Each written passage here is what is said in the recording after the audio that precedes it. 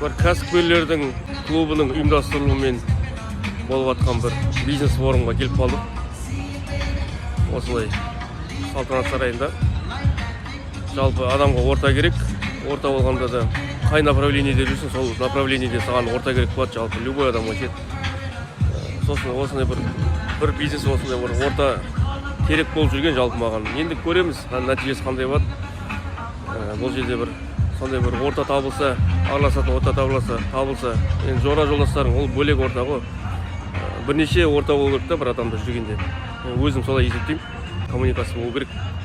Сол кезде адам ғана тез ғана жетіледі, тез өседі. Бір орында тұрып қалмайды. Сол себепті осындай бір ортаға келіп қалған жайымыз бар. Енді көреміз, Алла қаласа бір жақсы бір орта кездесіп жатса. Жобамен енді 200 адам жиналды мына жерге, бизнес форумға. Енді жалпы жаман емес, дайындықтары мықты. Кәдімгідей красная дорожка жайып қойған, ана жақта баннер ілініп тұр, көрдіңіздер ме? Ана қызылмен кіреберістің барлығы баннер ілінген. Мына арт жақта адамдар жиналып жатыр уже. Осылай бір кәсіпкерлердің бір ортасына жиналып қалған, келіп қалған жайымыз бар.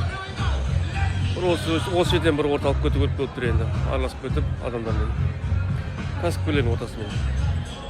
Мысалы Алматыда, басқа жақтарда, мысалы үлкен қалаларда сондай ғой. Бізде Астанада ондай қатты, менде лично өзімде ондай қатты бизнеске қатысты кәсіпкерлерде орта жоқ.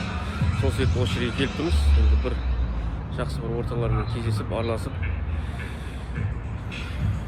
қалатын шығармыз деген ойым бар. Жақсы, барлықтарыңызға іске сәт, ауырмаңыздар.